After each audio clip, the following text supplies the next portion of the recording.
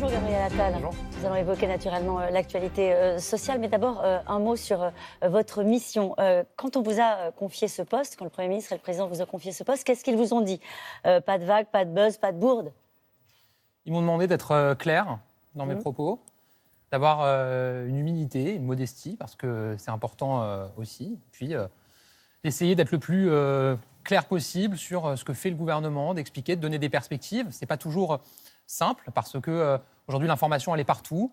Elle circule beaucoup, elle circule sur les réseaux sociaux, sur les chaînes d'information en continu, sur les chaînes plus généralistes. Et donc, c'est important aussi de redonner un cadre et un cap à tout ça. Vous le savez bien, c'est un poste difficile. Sibeth Ndiaye en a fait les frais. C'est un poste où vos prédécesseurs sortent souvent essorés. La seule solution, c'est la langue de bois, Gabriel Attal ?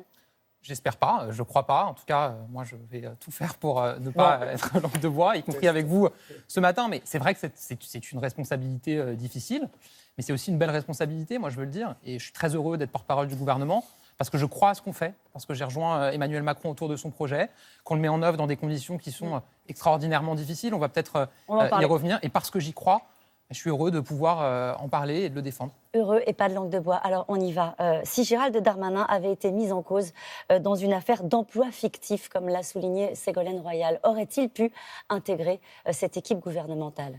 Moi, je vais vous dire, je crois, et j'espère, on croit tous, à la présomption d'innocence dans notre pays.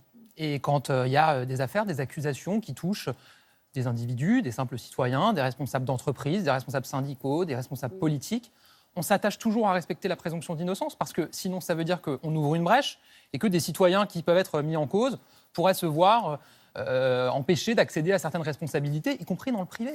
Et donc, on ne peut pas d'un côté sacraliser ce principe et considérer que des personnes ne pourraient pas en bénéficier en raison de la mission qu'elles occupent. Alors, jusqu'où va la présomption d'innocence ? Il y a des investigations qui sont menées par aujourd'hui des enquêteurs, et c'est normal, on est dans un état de droit, mais il n'y a pas aujourd'hui ni de mise en examen, ni de condamnation. C'est important ce que vous dites. S'il y avait une mise en examen, il quitterait le gouvernement ? Le président de la République a toujours été très clair sur le fait qu'il reprenait ce principe qui existe, je crois, depuis plusieurs gouvernements. Donc il y a eu une réassurance de la part du chef de l'État ? Non, il n'en a pas reparlé du tout. Encore une fois, le président de la République et le Premier ministre, ils ont témoigné de leur confiance à Gérald Darmanin en le nommant ministre de l'Intérieur. Il y a ces investigations parce qu'on est dans un état de droit. D'accord. Il y a une procédure qui suit son cours et je crois d'ailleurs qu'elle a déjà donné lieu à 2 classements sans suite. Moi, je ne rentre pas dans le fond de la procédure. Et ça avance. C'est à lui de s'en expliquer. Normales. Gérald Darmanin, c'est à lui de s'en expliquer ? Je crois qu'il a déjà été interrogé sur le sujet et je n'ai pas le sentiment qu'il cherche à éviter de répondre à la moindre question. On s'est trompé quand on a pensé que plus rien ne serait comme avant. Quand on a écouté le président de la République qui nous a parlé de nouveaux chemins. On entend plus parler aujourd'hui, ces derniers temps, de continuité, notamment sur les réformes qui ont été entreprises, notamment sur la réforme des retraites. Ça veut dire quoi, le nouveau chemin, en fait ? Le nouveau chemin, ça ne veut pas dire qu'on change de destination. Ça veut dire qu'on a des objectifs. L'émancipation des Français, leur permettre de se former, de s'éduquer, d'avoir accès à un emploi. La question de l'environnement et du projet écologique qu'on veut porter pour notre pays et pour le monde, la question de l'Europe, la question de la République et des institutions. Et qu'on a connu 2 crises extraordinairement difficiles, le mouvement des Gilets jaunes, la crise du coronavirus, qui sont 2 mouvements évidemment et 2 situations évidemment très différentes, mais qui nous ont dit beaucoup d'abord la manière de gouverner le pays et ensuite de nos priorités. Et donc oui, on accélère sur certaines priorités. Il y a certaines priorités qui deviennent encore plus prioritaires qu'elles ne l'étaient avant. Et c'est ça le nouveau chemin. En ce moment, vous voyez qu'il y a des discussions autour du Ségur de la santé pour revaloriser les métiers du soin. Un projet d'accord cette nuit ? On veut arriver à un accord avant la fin de la semaine. Donc il y a des discussions. On arrive à la fin de ces discussions, aux décisions qui sont en cours. Je crois que les organisations consultent aussi leur base et leurs adhérents. Mais on voit bien, il y a une enveloppe de 7,5 milliards d'euros qui a été mise sur la table pour revaloriser les métiers du soin. C'est historique. Ça n'avait jamais été proposé auparavant. Je crois que ça correspond, si je ne me trompe pas, à l'équivalent des augmentations qu'il y a eu ces 30 dernières années. Donc, c'est une nouvelle priorité qui est issue de la crise du coronavirus qu'on a connue, où les Français ont massivement applaudi leurs soignants, ont massivement considéré qu'il fallait revaloriser leur salaire. Voilà un exemple. Aller vite, c'est la méthode Castex ? Je crois que la méthode Castex, c'est à la fois d'aller vite, mais c'est aussi de concerter, de dialoguer. Il reçoit aujourd'hui les partenaires sociaux individuellement et la semaine prochaine, il les recevra collectivement. Donc, l'objectif, c'est, avec cette nouvelle méthode, c'est un changement profond de méthode, pour le coup, il faut le dire, c'est de concerter l'ensemble de la société civile organisée, des corps intermédiaires, comme on dit dans notre pays. Il ne concertait pas, Édouard Philippe? Si, il concertait. Alors, qu'est-ce qui change? On va plus massivement dans cette logique-là et sur tous les sujets. On va organiser, je vous donne un exemple, une conférence des territoires pour échanger avec les élus, les associations d'élus. Et puis, dans le changement de méthode, il faut quand même insister sur ce qui se passe avec la Convention citoyenne pour le climat.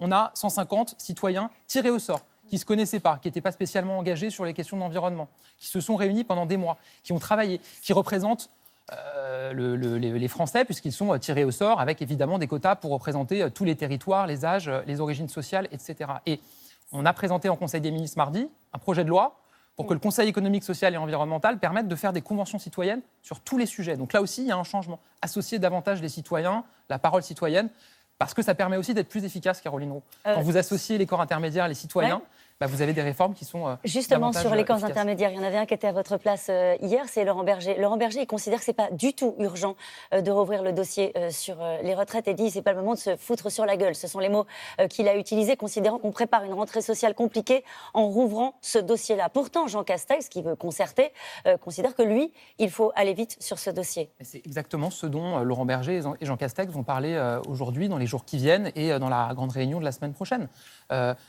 L'objectif, c'est évidemment pas de tendre les choses. Et Laurent Berger, vous vous souvenez, qui soutenait le principe de la réforme des retraites et notamment le caractère universel de la réforme. Et donc c'est ça qui va être discuté. Le sujet est financier. Mais évidemment qu'il y avait des irritants. On l'a vu dans le cadre du projet de loi sur les retraites au moment où il a été présenté avant la crise. Mais l'objectif de la discussion, c'est justement d'avancer. C'est pas d'aller bille en tête en se disant parce qu'il y a une tout est comme avant. urgence financière, Gabriel Attal. Il y a une urgence financière, il y a une urgence sociale, il y a une urgence de justice. Le constat que notre système aujourd'hui n'est pas juste. Qu'aujourd'hui, quand vous avez les plus petits salaires, les travaux qui sont parfois les plus pénibles, vous n'avez pas les mêmes droits à la retraite que les autres. Qui sont ces Français? C'est ceux de la première et de la deuxième ligne qu'on a vus pendant cette crise. C'est les aides-soignantes, c'est les caissières, c'est les éboueurs qui travaillent dur, qui ont beaucoup donné d'eux-mêmes pendant la crise et qui, au moment de la retraite, ont moins de droits que les autres. Et donc, le sens de cette réforme et son objectif, évidemment, qui reste d'actualité. Vous parliez d'initiative citoyenne. Je voudrais vous soumettre la question sur une initiative citoyenne qui est portée par Hugo Clément et des patrons français qui poussent l'idée d'un référendum d'initiative partagée sur le bien-être animal. On sait que c'est une cause qui est souvent portée massivement par les Français. Répondre des questions, par exemple, pour ou contre l'interdiction des spectacles avec les animaux sauvages, la fin de l'expérimentation animale ou la fin de l'interdiction de l'élevage en cage pour les animaux. Qu'est-ce que vous en pensez, par exemple? Alors moi, je vais vous dire, déjà à titre personnel, la question de la condition animale, du bien-être animal, c'est une question qui me mobilise beaucoup depuis longtemps. Déjà, quand j'étais parlementaire, j'avais eu l'occasion de faire des propositions, à l'époque qui n'avaient pas été acceptées pas toutes acceptées par le gouvernement, mais bon, maintenant je suis au gouvernement, donc je vais pouvoir aussi faire progresser la cause. Vous pousser et défendre J'y crois profondément, mais je pense que j'ai pas regardé toutes les propositions, mais je pense qu'il y en a qui sont extrêmement importantes vers lesquelles il faudrait aller. J'en ai parlé hier justement avec la nouvelle ministre de l'écologie, qui est une militante de la cause écologique depuis toujours, Barbara Pompili.